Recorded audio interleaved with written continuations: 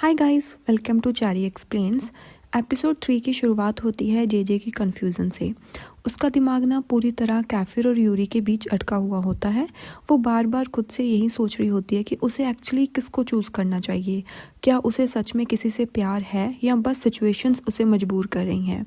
ये कन्फ्यूज़न इतनी ज़्यादा होती है कि क्लास में टीचर जब उससे सवाल पूछता है जेजे जवाब भी नहीं दे पाती। उसकी बॉडी क्लासरूम में होती है लेकिन उसका दिमाग कहीं और होता है। क्लास ख़त्म होने के बाद कैफिर उसके पास आता है और कैजुअली पूछता है कि क्या वो उसके साथ डेट पर चलना चाहेगी। उसी वक्त यूरी भी वहाँ आ जाता है। जेजे का बैग उठाने की ऑफ़र करता है और कहता है कि वो उसे घर तक छोड़ देगा। जेजे इस मोमेंट दोनों के बीच फंसना नहीं चाहती थी। वो डिसाइड करती है कि वो कुछ दिन तक दोनों को इग्नोर करना ही सबसे बेटर रहेगा।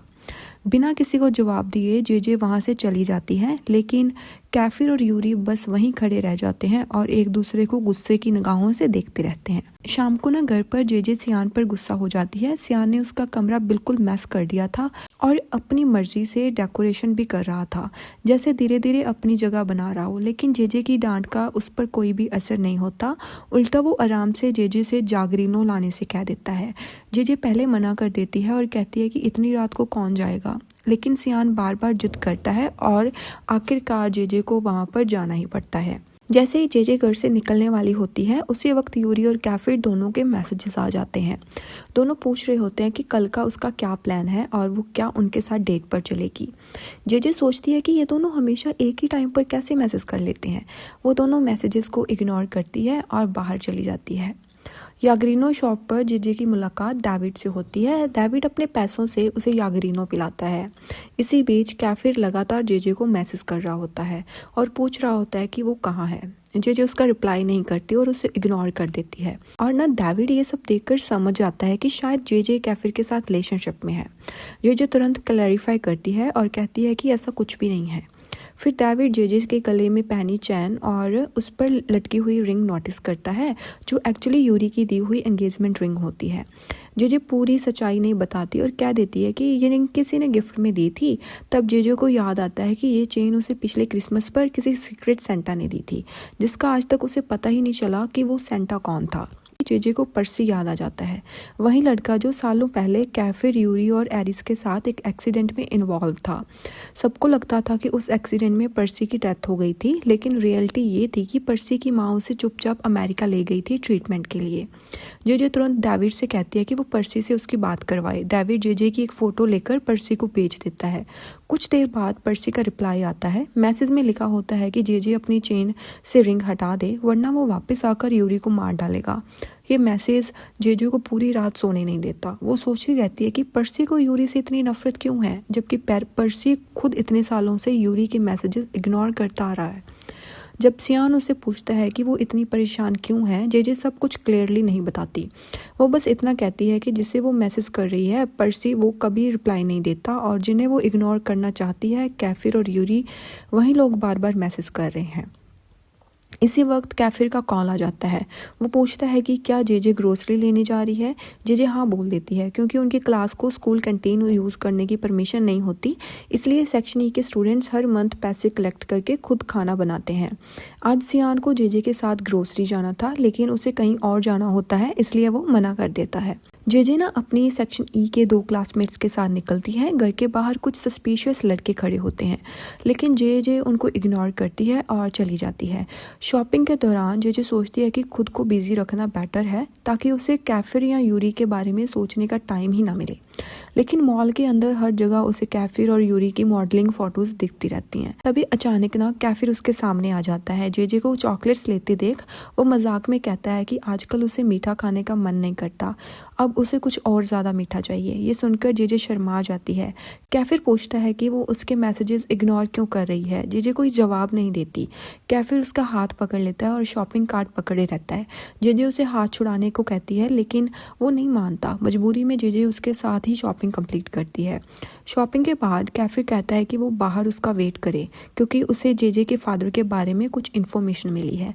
मॉल से बाहर आते वक्त ना जेजे अपने दोस्तों के साथ सियान को भी देख लेती है, जो अपनी गर्लफ्रेंड के साथ डेट पर होता है। उसे टीज करने के लिए वो चुपके से उसकी फोटो ले लेती है। फिर जेजे अपने दोस्तों को घर भेज देती है और खुद कैफिर के साथ उसके घर चली जाती है। कैफे के घर पर जेजे देखती है कि उसके पास वीक के हर दिन के लिए अलग अलग कार्स हैं। मजाक में जेजे कहती है कि वो उसे एक कार गिफ्ट कर दे। कैफिर जवाब देता है सिर्फ कार क्यों, शादी के बाद ये पूरा घर और मेरी हर चीज़ तुम्हारी होगी, क्योंकि तुम सिर्फ मेरी हो, चाहे इस वक्त किसी और के साथ ही क्यों ना हो। ये सुनकर जेजे गुस्से में कहती है कि वो कोई चीज़ नहीं है जिससे कोई भी ऑनरशिप दिखा सकता है। कैफिर उसके बिल्कुल करीब आकर कहता है ठीक है, फिर अब से मैं तुम्हारा हूँ, सिर्फ तुम्हारा। वो उसे किस करने ही वाला होता है, लेकिन जेजे उसे इग्नोर करके अंदर चली जाती है। अंदर एरिस और सेक्शन ई के कुछ और बॉयज़ बैठे होते हैं। जेजे और कैफिर को साथ देखकर वो दोनों को टीज़ करने लगते हैं। फिर वो लैपटॉप पर जेजे को उसके फादर की फ़ोटो दिखाते हैं। उन्हें पता चला होता है कि जेजे के फादर एक पावरफुल बिजनेसमैन के बेटे हैं और अभी न्यूयॉर्क में हैं। उन्हें पर्सी के साथ भी उनकी कुछ फ़ोटोज़ मिलती हैं, लेकिन ये नहीं पता चलता कि उन दोनों का कनेक्शन क्या है। इतनी इन्फॉर्मेशन मिलने पर जेजे इमोशनल हो जाती है और सबका थैंक यू करती है, स्पेशली कैफिर का। तो फिर कैफिर ना प्रॉमिस करता है कि चाहे कुछ भी हो जाए वो जेजे को उसके फादर से मिलवा कर ही रहेगा। घर आकर जेजे अपने फादर के बारे में सोचकर रो पड़ती है। तब ना सियान रूम में आता है। जेजे फाइनली उसे अपने फादर के बारे में सब बता देती है। सियान चुपचाप सुनता है, उसे कंफर्ट करता है, थोड़ा मजाक करता है, जिससे जेजे का मूड हल्का हो जाता है। फिर सियान उसे कुछ अपार्टमेंट की फ़ोटोज़ दिखाता है। ये फ़ोटोज़ उसकी मॉम और सिस्टर ने उसे दिखाई होती हैं। वो चाहते हैं कि सियान अकेला रहे, क्योंकि जब भी वो और उसका भाई एक ही घर में रहते हैं लड़ते ही रहते हैं। इसलिए सियान कुछ दिनों में नया अपार्टमेंट में शिफ्ट होने वाला है। जेजे उसके लिए जेन्युइनली खुश होती है, लेकिन मजाक में कहती है कि अब कम से कम उसका रूम गंदा नहीं होगा। दोनों फिर से टिपिकल नोक-झोंक शुरू कर देते हैं।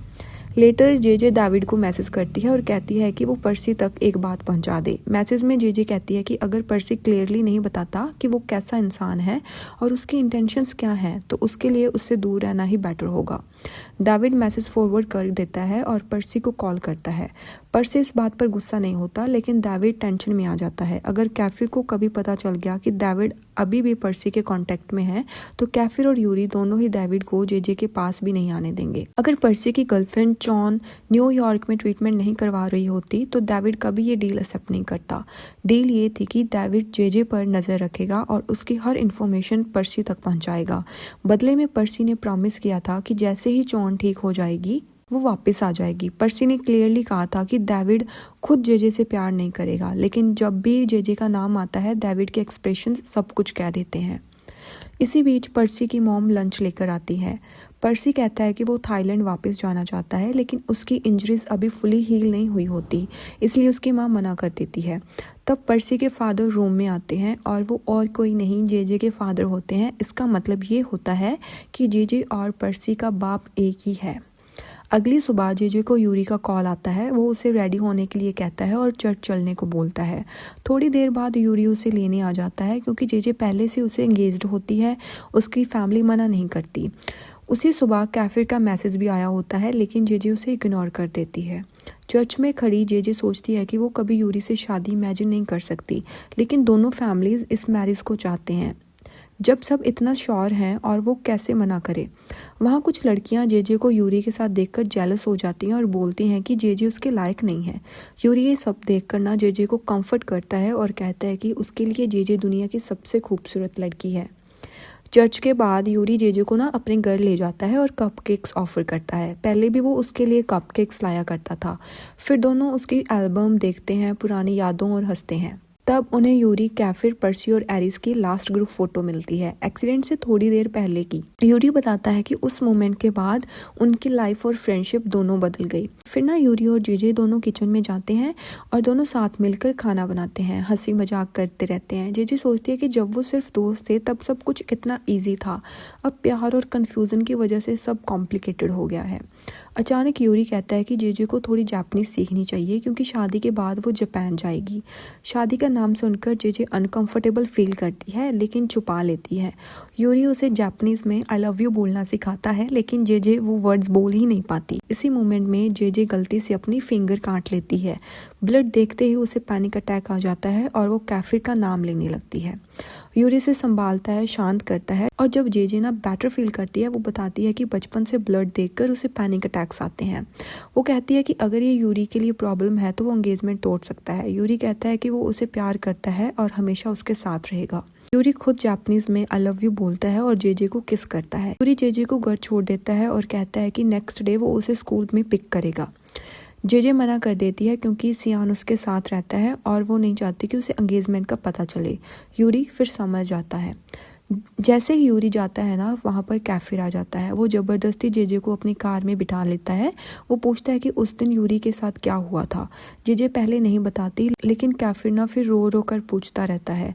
आखिर जेजे टूट जाती है और बताती है कि यूरी ने उसे किस किया और वो एंगेज्ड है। कैफिर रो पड़ता है और कहता है कि जेजे उसकी है। वो याद दिलाता है कि न्यू ईयर नाइट को जेजे ने भी उसे किस का जवाब दिया था। अगर तुम प्यार ही नहीं करती थी तो ऐसा क्यों किया। जेजे भी रोने लगती है। वो कहती है कि उसे समझ नहीं आ रहा कि वो क्या करे। फैमिलीज खुश हैं लेकिन वो खुद खुश नहीं है। कैफिर कहता है कि क्या वो खुशी डिजर्व नहीं करता। बचपन से उसने सब कुछ अकेला संभाला है। सब ने हमेशा यूरी का ख्याल रखा है, लेकिन कैफिर के इमोशंस को किसी ने नहीं देखा। इस बार वो अपने लिए लड़ेगा और जेजे को नहीं छोड़ेगा। ये सुन के ना जेजे इमोशनल हो जाती है। वो कैफिर को हक करती है और फाइनली समझ आती है कि वो किसको चूज करेगी। वो कैफिर को देखकर कहती है कि आई लव यू। ये सुनते ही कैफिर खुश हो जाता है। दोनों एक दूसरे को आंखों में देखते रहते हैं और हग कर लेते हैं। और इसी के साथ एपिसोड 3 भी ख़त्म हो जाता है। आगे क्या होगा जानने के लिए प्लीज़ मेरे चैनल को सब्सक्राइब कर लें और मिलते हैं नेक्स्ट एपिसोड में। Bye bye.